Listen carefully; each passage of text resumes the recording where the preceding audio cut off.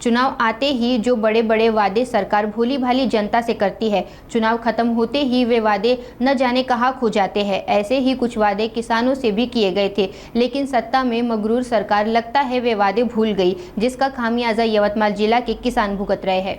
मौसम की मार झेल रहे यवतमाल जिले के किसान दोहरी संकट में है। भारी बारिश और फसल की कमी के कारण किसान आर्थिक संकट में है। इसी बीच यवतमाल जिला केंद्रीय बैंक ने फसल ऋण बकाया के चलते महागांव तालुका के पेठी गांव के एक किसान की जमीन हथियाने के बाद जिले के किसानों में हड़कंप मच गया। वहीं विधानसभा चुनाव के दौरान मुख्यमंत्री देवेंद्र फडणवीस ने कर्ज माफी का वादा किया था, जिस पर विश्वास करके किसानों ने मतदान किया था। अब किसान महागठबंधन सरकार से कर्ज माफी की मांग कर रहे हैं।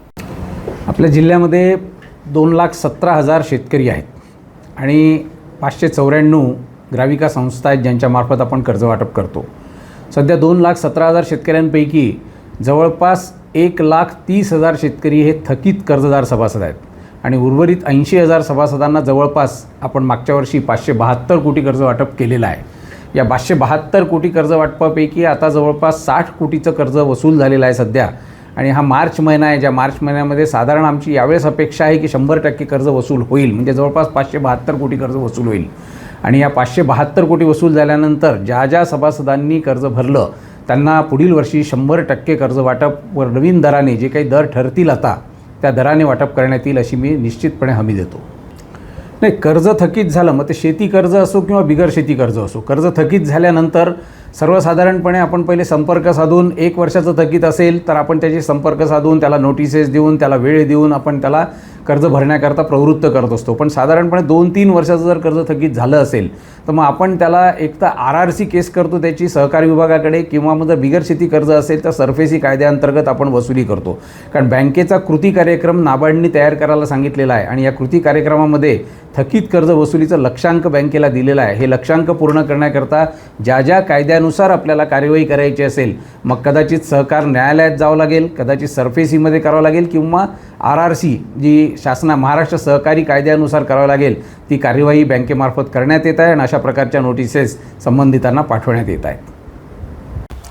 माझं असं म्हणणं आहे की 50%च्या आत जर आणेवारी असेल तर दुष्काळ जाहीर होते आणि यवतमाळ जिल्ह्याची आणेवारी 48% असल्यामुळे या जिल्ह्यात शासनाने दुष्काळ जाहीर केलेला आहे आणि दुष्काळ जाहीर केल्यानंतर जर वसुली करत असेल तर हे निश्चितच चुकीचं आहे। आणि असं जर शेतकऱ्यांमागे जर तगादा लावत असेल आणि शेतकऱ्यांची जर हेतुपुरस्पर नाचक्की करत असेल, जसं मी मागेच पेपरला पाहिलं की शेतींचं हरास काढल्या जात आहे, त्याच्यावर कब्जा करण्याचा प्रयत्न करत आहे, हे चुकीचं आहे। असं झाल्यामुळे आपला जिल्हा हा शेतकरी जिल्हा आहे आणि आत्महत्याग्रस्त जिल्हा आहे, तर निश्चितच हे कुठेतरी शेतकऱ्यांना आत्महत्या करण्यासाठी प्रवृत्त करत आहे।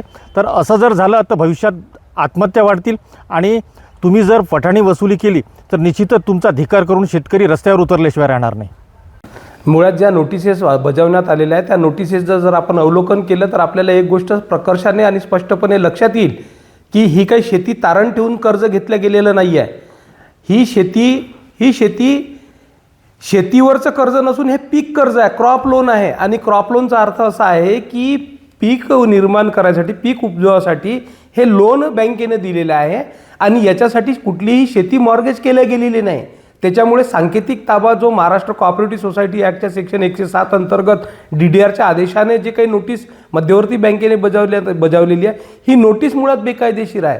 कारण अशा प्रकारचा सांकेतिक ताबा घेण्याचा अधिकार हा बँकेला नाही, कारण शेती मॉर्गेज नाही आहे, त्याच्यावर बोजा आहे, तो बोजा क्रॉप लोनचा आहे।